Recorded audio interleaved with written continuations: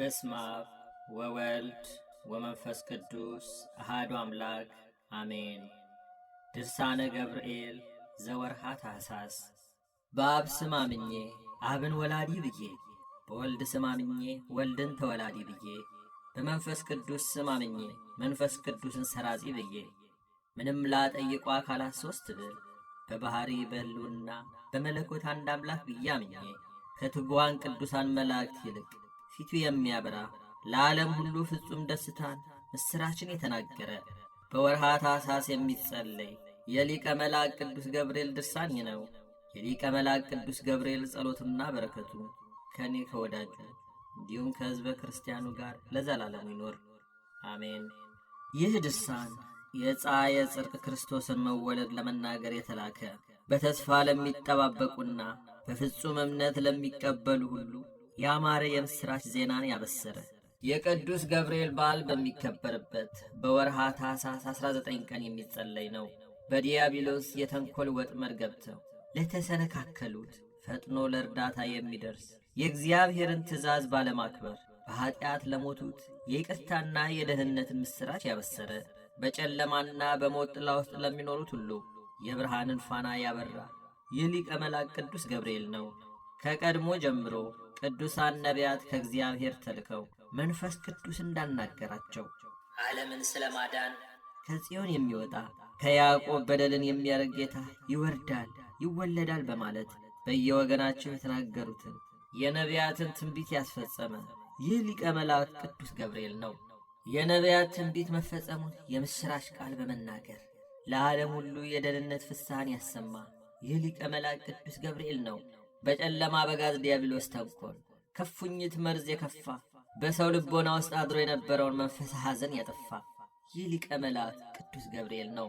ሔዋን ከእግዚአብሔር ዘንድ አምጠሽ ተጨንቀሽ ውለጂ፣ ከወለድሽም በኋላ ፈቃድሽ ወደ ባልሽ ይመለስ፣ ለእርሱም የትእዛዙ ሁሉ ተገዥ ሁኚ የሚል ቃል ስለ ሰማች ደነገጠች። የሔዋን ልጅ እመቤታችን ቅድስት ድንግል ማርያም ግን በብርሃናዊው መልአክ ቅዱስ ገብርኤል የብስራት ቃል ከእርሷ ሌላ ማንም ሊያገኘው የማይችለውን ጸጋንና ክብርን ልልናንም ተጎናጸፈች። ያለ ዘራ ብእሲ በድንግልና ጸንሳ ያለ ሕማምና ያለ ጭንቀት ያለ ሐዘን በድንግልና ወለደች። ስህተትን በተመላ መልአከ ሰይጣን የተንኰል ቃል የጨለማ መጋረጃ በዓለም ላይ ተዘረጋ። በእውነተኛው መልአክ ቅዱስ ገብርኤል የምሥራች ቃል በዓለም ሁሉ የሕይወት ብርሃን በራ፣ ጨለማም ተወገደ። በሊቀ መልአክ ቅዱስ ገብርኤል ቃል ብስራተ ፍስሐ የተነገራት እመቤታችን ድንግል ማርያም ሁልጊዜ ነውር ነቀፋ የሌለባት ንጽሕት ቅድስት ናት። ዓለም በሐዘን ማዕበል ተውጦ በነበረበት ጊዜ አስቀድማ ከቅዱስ ገብርኤል አንደበት የደስታን ቃል የሰማች የባሕርያችን መመኪያችን እመቤታችን ድንግል ማርያም ምንም ነውር ፈጽሞ የለባትም። የእግዚአብሔር የባሕሪ ልጅ ከእሷ መወለዱንና እርሷም ወላዲተ አምላክ መሆኗን ያመንኛ የሰው ልጆች ሁሉ የማያልፍ የማይጠፋ የደስታዋን ተካፋይ ሆንን። ድንግል ማርያምስ በሊቀ መልአክ ቅዱስ ገብርኤል አንደበት የደስታን አክሊል የተቀዳጀች ናት። ዳሩ ግን ዛሬ የከበረች ወይም የተመሰገነች አይደለም፣ አስቀድሞ ገና በአባቷ አዳም አብራክ ሳለች ነው እንጂ። አዳም በገነት ሳለ ሔዋንን ሳያውቃት ገና አስቀድሞ የሰራዊት ጌታ እርሱን በሰዓተ ሰርክ ገነት በሚጎበኝበት ጊዜ እመቤታችን ድንግል ማርያም በእግዚአብሔር ሕሊና ታስባ ትኖር ነበር። ያን ጊዜም እግዚአብሔር በኦሪት እንደተናገረው እንግዲህ አዳም ከእኛ አንዳንዱ ሰው ሆነ አለ። ይህንንም የተናገረው ስለ ቀዳማዊ አዳም አልነበረም። የእግዚአብሔር ቃል የተዋሃደው ከመለኮቱም ጋር አንድ ስላደረገው ንጹሕና ቅዱስ ስለሆነ ከእመቤታችን ስለ ተዋሃደው ሥጋ ነው እንጂ የሚሆነውን ሁሉ ከመሆኑም አስቀድሞ ያውቃልና። ስለዚህም ንጽሕት ቅድስት የአዳም ልጅ የድንግል ማርያም ንጹሕ ሥጋዋን የሚለብስ ከሦስቱ አካላት አንዱ አካል ነውና እንግዲህ አዳም ከእኛ እንዳንዱ ሆነ አለ። አዳም ግን ከሦስቱ አካላት እንዳንዱ አልሆነም። የእግዚአብሔርን ትእዛዝ በመተላለፍ እንዳይበላ ከተነገረው ዕፅ ከበላ በኋላ እርሱና ሚስቱ ለብሰውት የነበረውን ብርሃን ስለተገፈፉ የበለሲቱን ቅጠል አገልድመው ለብሰዋልና። አስቀድሞ በቅድስት ኦሪት እንደተነገረ በሰዓተ ሰርክ እግዚአብሔር በገነት መሃል ሲመላለስ አዳምና ሔዋን ድምፁን በሰሙ ጊዜ በገነት ዛፎች መሃል ከእግዚአብሔር ፊት ይሸሸጉ ዘንድ ወደዱ። ከዚያ ጊዜ ጀምሮ ጭንቅና ሐዘን፣ ጥፋትና ሞት በዓለም ላይ ያለ ጸዋትወ መከራ ሁሉ በአዳም ላይ ወደቀ። እግዚአብሔር አዳም ከእኛ እንዳንዱ ሆነ ብሎ ስለ እሱ የተናገረለት መለኮት ከለበሰው ከእመቤታችን ሥጋ በቀር ለአዳም አንዳችን መድኃኒት አልተገኘለትም። ያን ጊዜ በጋብቻ ሥርዓት ከአዳምና ከሔዋን አንዱስ እንኳን በሥጋ ሳይወለድ አዳም በገነት ሳለ የድንግል ማርያም እመቤትነቷና ክብሯ፣ ቅድስናዋ፣ ንጽሕናዋ ተገለጸ። ያን ጊዜም አዳም ከእኛ እንዳንዱ ሆነ ብሎ በመናገሩ በክብር ካለ ሥጋ ሁሉ የድንግል ማርያምን ሥጋ በኩር አደረገው። ነገር ግን የእግዚአብሔር ልጅ ስለለበሰው ንጹሕ የድንግል ማርያም ሥጋ አዳም ከእኛ እንዳንዱ ሆነ ብሎ እግዚአብሔር እንደተናገረ እነሆ አወቅን፣ ተረዳን። የድንግል ማርያም ሥጋ ከአዳም ልጆች ሁሉ ይልቅ አሸናፊ በሆነ እግዚአብሔር ቃል ቀድሞ ተመሰገነ። የእመቤታችን የሥጋዋ ክብር እንደ ነቢያትና ሐዋርያት እንደ ጻድቃንና ሰማዕታት ሥጋ ክብር አይደለም፣ ከሁላቸው ሰማያውያንና ምድራውያን ቅዱሳን ክብር ይበልጣል እንጂ። ደስ በሚያሰኝ የምሥራች ቃል በሊቀ መልአክ ቅዱስ ገብርኤል አስቀድሞ እንደተናገረ ያለ ዘርአ ብእሲ ከእመቤታችን ከሥጋዋ ሥጋ ከነፍሷ ነፍስ ነስቶ ማኅተመ ድንግልናዋን ሳይለወጥ ተወለደም። በማይመረመር ሥልጣኑ መለኮቱን ከትስብእቱ ጋር ስላዋሃደ በቅዱሳን መላእክት ሰማይ የአንድነት ምስጋና ተመሰገነ። በልደቱም ቀን በምድር ላይ ለሰው ልጅ ሰላም ወርዷልና በሰማይ ለእግዚአብሔር ምስጋና ይገባል እያሉ አመሰገኑ። አስቀድሞ እግዚአብሔር አዳም ከእኛ እንዳንዱ ሆነ ያለው እነሆ በድንግል ማርያም ሥጋ ተፈጸመ። ስለዚህም እመቤታችን ድንግል ማርያም በሁለት ወገን ማለት በውስጥ በአፋ በሐሳቧ በሥጋዋን ፍጽምት ድንግል ናት። በሥርዓተ ጋብቻ ከሚፈጸመው ከሰው ሁሉ ልደት አስቀድሞ እግዚአብሔር ስላከበራት እመቤታችን ድንግል ማርያም ለሰውና ለመላእክት መመኪያቸው ሆነቻቸው። እኛን ለማዳን አምላክን በሥጋ ወልደዋለችና ሰዎች ሁላችን ወንዶችም ሴቶችም የአዳም ልጆች እንመካባታለን። ቅዱሳን መላእክትም ይመኩባታል። ከእነርሱ አንዱ ሊቀ መላእክት ቅዱስ ገብርኤል የአምላካቸውን መወለድ የማብሰር ሀብተ ብስራት ሰጥቶታልና የመወለዱ ነገር ለእመቤታችን እንዳበሰራትም ተፈጸመ። የተፈጥሮ መገኛቸው እሳት የሆነ የሰራዊት አለቃ ቅዱስ ገብርኤል ግሩምና ድንቅ የሆነ የብስራቱ ምስጢር ይህ ነው። ለነቢዩ ዘካርያስ የመጥምቁ ቅዱስ ዮሐንስን መወለድ በነገረው በስድስተኛው ወር የእግዚአብሔር ልጅ ከእሷ ሰው መሆኑን ያበስራት ዘንድ ከእግዚአብሔር ወደ ድንግል ማርያም የተላከ ጌትነቱና ክብሩ በወንጌል መንግሥት የተነገረለት የሊቀ መልአክ ቅዱስ ገብርኤል ነው። ወንጌላዊው ቅዱስ ሉቃስ በወንጌል መለኮት እንደተናገረ ሊቀ መልአክ ቅዱስ ገብርኤል በስድስተኛው ወር ከገሊላ ክፍል ናዝሬት ወደምትባል ወደ አንዲት አገር ከዳዊት ወገን የሆነ ስሙ ዮሴፍ ለሚባል ሰው ለታጨች ወደ አንዲት ድንግል ማርያም ከእግዚአብሔር ዘንድ ተላከ።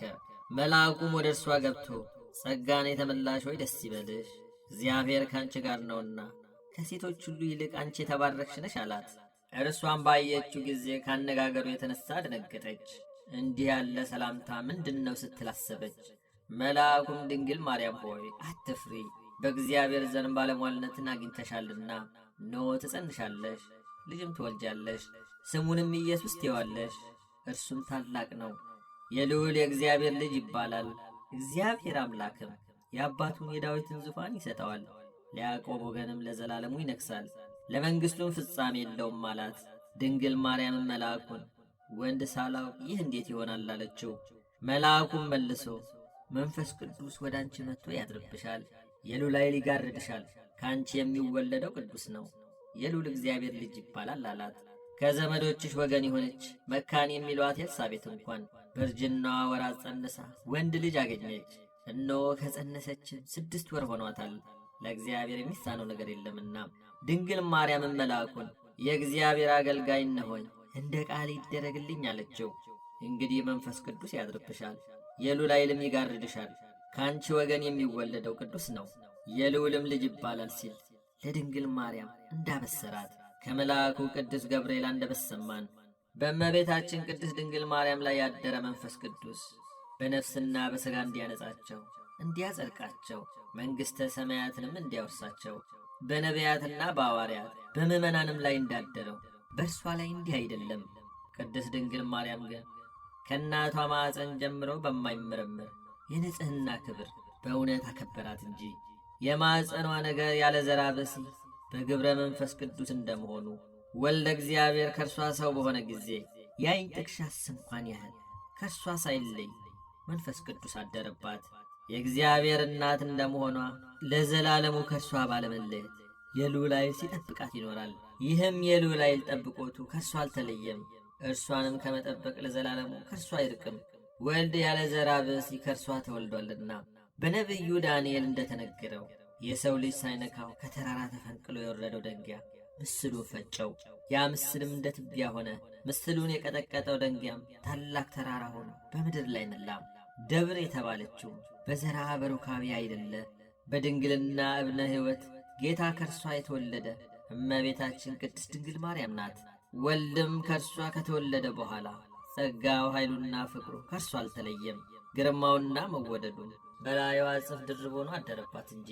ስለዚህ ድንግል ማርያም በሁለት ወገን ድንግል ናት እንላለን። ማለት በሥጋዋ ድንግል ናት፣ በሐሳቧም ድንግል ናት። ልዩ ሦስት የሆኑ የሥላሴ ፈቃድ በእርሷ ላይ አድሯልና ከእግዚአብሔር ፈቃድ ውጭ የሆነ ሥጋዊ ፈቃድ በሥጋዋም በሐሳቧም ሳይቀረጽ ጠበቃት። እንግዲህ በዚህ በሊቀ መላእክት ቅዱስ ገብርኤል አንደበት የማያልፍ የምሥራች ዜና አስቀድማ የሰማች ይቺ እመቤታችን ቅድስት ድንግል ማርያም ናት። ለነቢዩ ዳንኤል ራእይን የገለጸለት የሊቀ መላእክት ቅዱስ ገብርኤል ነው። እኔ ዳንኤል በሱሳ ግንብ አጠገብ ሳለሁ ዓይኖቼን አቅንቼ ስመለከት አንድ ጠቦት በኦባል ወንዝ መሃል ቆሞ አየሁ። ረጃጅሞች ቀንዶች አሉት። አንዱን ቀንድ ከሌላው ይረዝማል፣ የሚረዝመውን በኋላ የበቀለው ነበር። ጠቦቱ በምዕራብ፣ በሰሜን፣ በደቡብ በኩል ያገኘውን ሁሉ በቀንዱ ይዋጋ ነበር። አራዊትም ሁሉ ሊቋቋሙት አልቻሉም። ከእርሱ ሊያመልጥ የሚችል አልነበረም። የወደደውን አደረገ፣ ኃይሉንም አሳየ እንጂ። እኔ ዳንኤል በሱሳ ጸሎት እያደረግኩ ሳለሁ በደቡብ በኩል ምድርን ሳይነካ የፍየል አውራ ሲመጣ አየው። ለዚህም የፍየል አውራ በዓይኖቹ መሃል ታላቅ ቀንድ ነበረው። አስቀድሞ በወንዙ መሃል ቆሞ ባየሁት ሁለት ቀንድ ባለው ጠቦት ላይ በኃይል ተነሳሳበት። ፈጥኖም ደርሶ ጠቦቱን መታው፣ ቀንዶቹንም ሰባበራቸው። በዚሁ ጊዜ በኦባል መሃል ገብርኤል ብሎ ጠርቶ ይህንን ራእይ አስረዳው። ቅዱስ ገብርኤልም መጥቶ ባጠገቤ በቆመ ጊዜ ደንግጬ በግንባሬ ወደቅሁ። እርሱ ግን የሰው ልጅ ሆይ የዚህ የራእይ ጊዜ ገና አልተፈጸመምና አስተዋልክን አለኝ። በተናገረኝም ጊዜ ደንግጬ በግንባሬ ተደፍቼ ሰገድሁ። እርሱ ግን እጄን ይዞ አቁሞ በኋላ ዘመን የሚደረገውን እንሆ እነግርሃለሁ፣ የሚፈጸምበት ጊዜ ገና አልደረሰምና አለኝ። ቀንድ ያለው ያ የበግ ጠቦት የፋርስና የሜዶን ንጉሥ ነው። ሌላውም ያየው የፍየል አውራ የኤሎን ንጉሥ ነው። በቀንዶቹ መሃል ያየው ታላቅ ቀንድ ከቀንዶቹ በታች የተቀጠቀጠው የመጀመሪያው ንጉሥ ነው። 4 ነገሥታት ይነግሣሉ። የሚነግሡትም በኃይላቸው አይደለም፣ በመንግሥታቸውም ፍጻሜ ኃጢአታቸው ትፈጸማለች። ከዚህ በኋላ የማይፈራ የማያፍር ምሳሌ የማይገኝለት ንጉሥ ይነሣል። ልዩ ልዩ ነገሮችን ደምስሶ መንግሥቱን ያጸናል። በጽኑ ኃይሉ ጽኑዋን ቅዱሳን ሕዝብን ያጠፋል። የአገዛዙን ቀንበር ያከብዳል። በሥልጣኑም ይመካል፣ በልቡም ይታበያል፣ ብዙዎችንም ያጠፋቸዋል። እንግዲህ አንተ ይህንን ራእይ ለብዙ ዘመን ጠንቅቀ ጠብቀው አለኝ። ዳግመኛም ነቢይ ዳንኤል ጸሎት በማደርስበት ጊዜ ቀድሞ የተገለጸልኝ ቅዱስ ገብርኤል እየበረረ መጣ ብሎ እንደተናገረ አሁንም ለነቢዩ ዳንኤል የነገረው የሊቀ መላእክት ገብርኤል ነው። እርሱ ቅዱስ ገብርኤል ዳንኤል ሆይ ዛሬ ጥበብን ልገልጽልህ መጥቻለሁና ልብ አድርግ ብሎ በማስጠንቀቅም በሰርክ መሥዋዕት ጊዜ ዳሰሰኝ። በመጀመሪያው ጸሎትህ ድምፅ ተሰማ፣ እነግር ዘንድም መጣው። አንተ የዋ ሰው ነህና ነገሩን ልብ ብለህ አስተውል። ስለ 70 ሱባኤ ያየውን ይህንንም ተስፋውን ንገራቸው፣ ለወገኖችህ ንገራቸው። ኀጢአትና በደል ሐመፃም ፈጽሞ ይደመሰሱ ዘንድ ቅድስት አገርህንም ቅጠራት፣ ጠብቃት። እውነት እስከ ዘላለም ትገለጻለች። የነቢያት ትንቢት ይፈጸማል፣ የቅዱሳንም ቅዱስ ሰው ይሆናል። ከቃሉም ማነጋገር የተነሣ የምትናገረውን ታውቃለህ። ኢየሩሳሌምም እስከ ንጉሥ ክርስቶስ 70 ሱባኤ ከ62 ተመልሳ ትታነጻለች። አደባባይዋና አካባቢዋም ይታደሳል፣ ዘመንም ይፈጸማል። ከ62 ሱባኤ በኋላ በሚመጣው ንጉሥ ፍርድ ይጓደላል፣ መብት አይጠበቅም። ቤተ መቅደስን ያፈርሳል፣ ሀገርን ያጠፋል።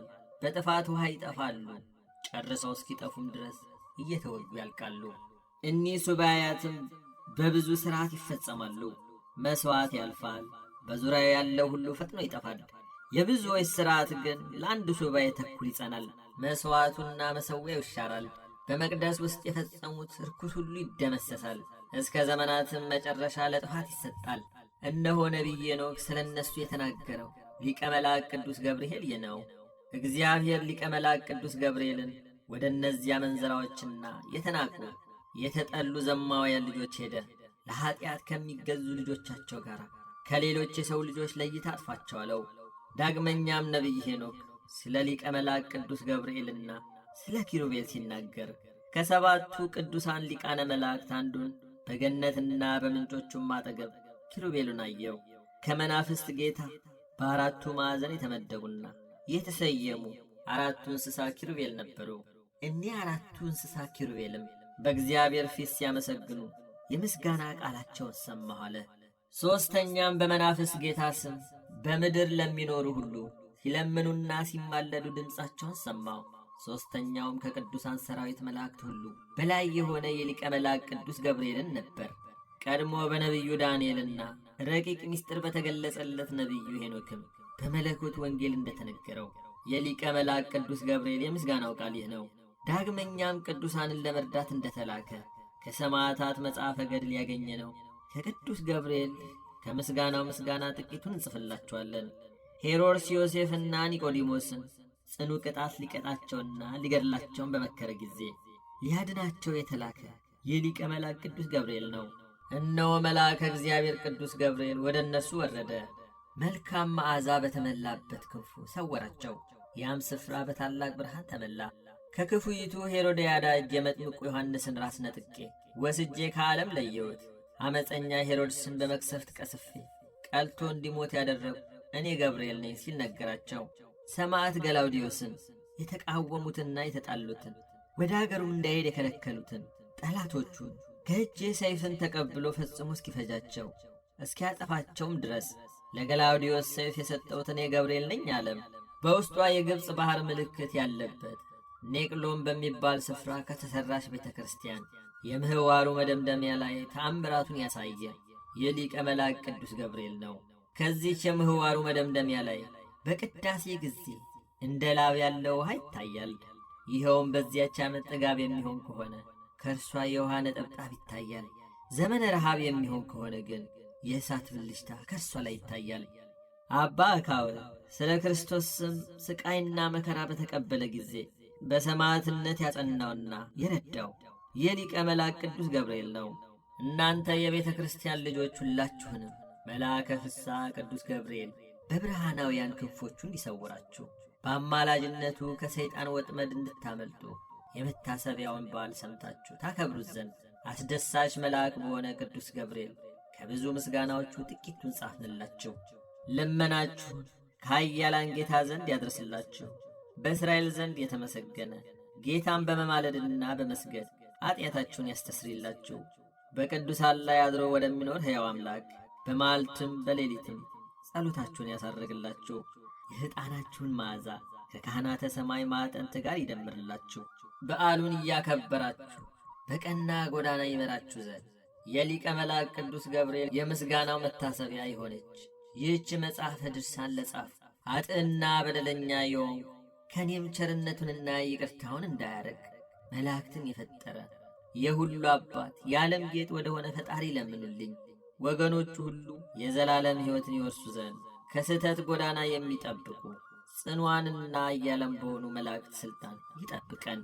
በፍጹም ልቡናቸው እርሱን የሚያመልኩ ከኔ አስቀድመው የነበሩትን አበው ትጉሃንንና ኃያላን መላእክት እጅ እንደረዳቸው እኛንም እንዲሁ ይርዳን። ስለ ቅዱስ ሥጋውና ስለ ክቡር ደሙ ኀጢአታችንንም ሁሉ ይቅር ይበል፣ በደላችንንም ይደምስስልን። በታላቅ ግርማ በሚመጣበት ጊዜ በፊቱ እንዳናፍር ባለሟልነትን እናገኝ ዘንድ ትእዛዙን ለመፈጸም ሕጉንም ጠብቀን ለመኖር የበቃን ያደርገን። በቸርነቱ ብዛት ከሰማያዊ አዳራሹ ያግባን። በሊቀ መላእክት ቅዱስ ገብርኤል አማላጅነት እኛን አገልጋዮቹን ይጠብቀን ለዘላለሙ አሜን። አማላጅነቱ ከኔ አገልጋዩ እንዲሁም ከሕዝበ ክርስቲያኑ ጋር ለዘላለሙ ይሁንና የሊቀ መላእክት ቅዱስ ገብርኤል ታምር ይህ ነው።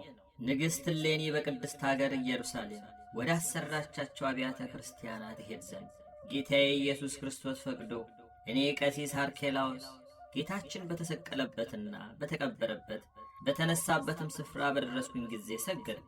በዚያም እየተመላለሱ ጌታችን ኢየሱስ ክርስቶስ ያደረገውን ድንቅ ድንቅ ገቢረ ተአምራት እያደነቁ ወደ አበምኔቱ አባ ሮማኖስ ዘንድ ደረስኩ።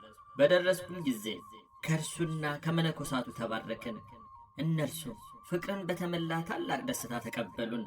ከቤተ ክርስቲያንም ገብተን ጸሎታችንን ካደረስን በኋላ የምንመለከታቸው ደስ የምንሰኝባቸው መጻሕፍትን እንዲሰጠን አበምኔቱን ጠየቅነው። እርሱም በፍጹም ፈቃድ የቤተ ክርስቲያኑንና የቤተ መጻሕፍቱን መክፈቻ ሰጠኝ። መጻሕፍትን ስመረምር በደብረ ዘይት ጉባኤ ሐዋርያትን የሚመለከት እንዲህ የሚል ጽሑፍ አገኘው። ቅዱሳን አበው ሐዋርያት በደብረ ዘይት ተሰብስበው ሳሉ ጌታችን ኢየሱስ ክርስቶስ ተገልጾላቸው ሊቀ መላእክት ቅዱስ ሚካኤልና ቅዱስ ገብርኤልም በማይመረመር ክብር ተከትለውት ነበር።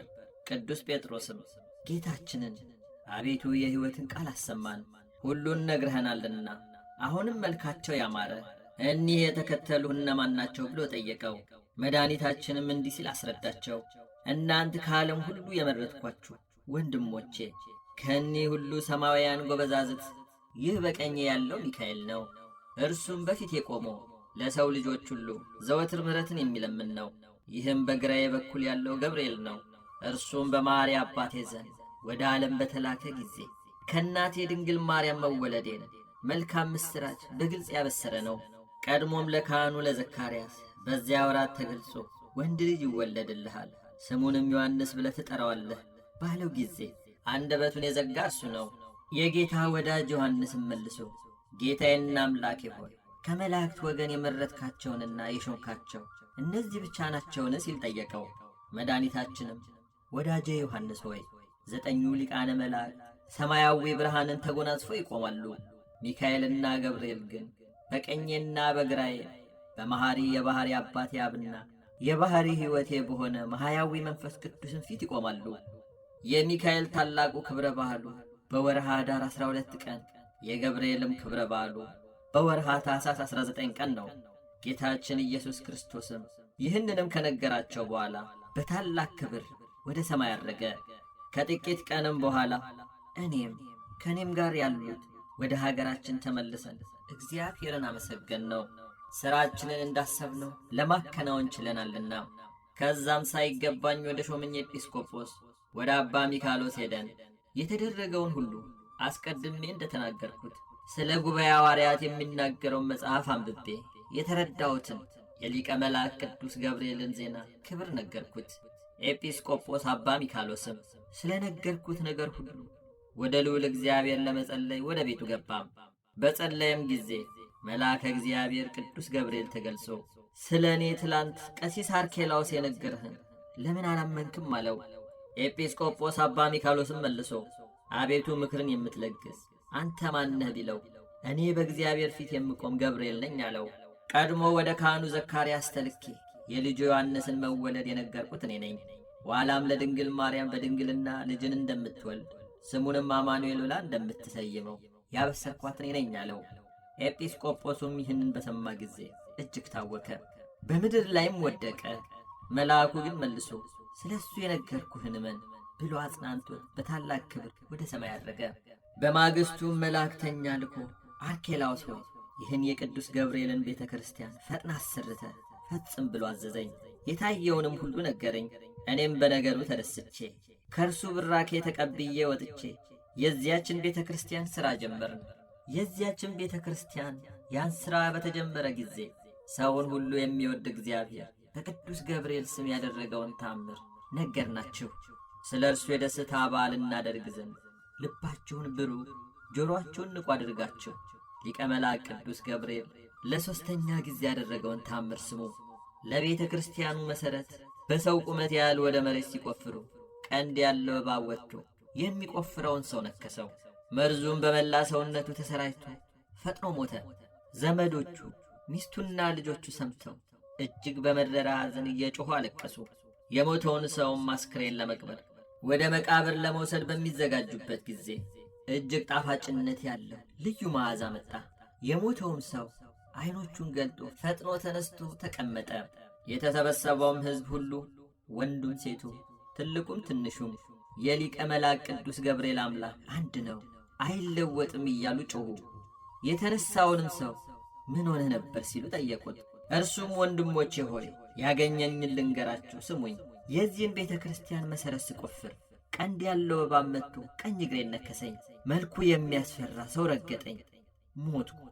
ያን ጊዜም ክንፍ ያለው የነገሥታት ልጅ የሚመስል ዕድሜው 18 ዓመት የሚሆነው ጎልማሳ ያን የሚያስፈራ ጥቁር ፍጥረት አሳደደው። እኔም እርሱ ማን እንደሆነ በጠየቅኩት ጊዜ ላነሳ ወደ አንተ የመጣሁ በእግዚአብሔር ፊት የምቆም እኔ ገብርኤል ነኝ ሲል መለሰልኝ አላቸው።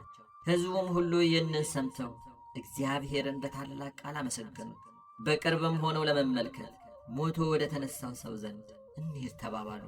በሄዱም ጊዜ እባቡ ሞቶ ሰውየው ድኖ ስላገኙት እግዚአብሔር ሊቀ መላእክት ቅዱስ ገብርኤል የሰጠውን የቸርነቱን ብዛት አደነቁ። የሊቀ መላእክት ቅዱስ ገብርኤል ጸሎቱና በረከቱ ከእኔ ከአገልጋዩ እንዲሁም ከሕዝበ ክርስቲያን ጋር ለዘላለሙ ይኖር አሜን።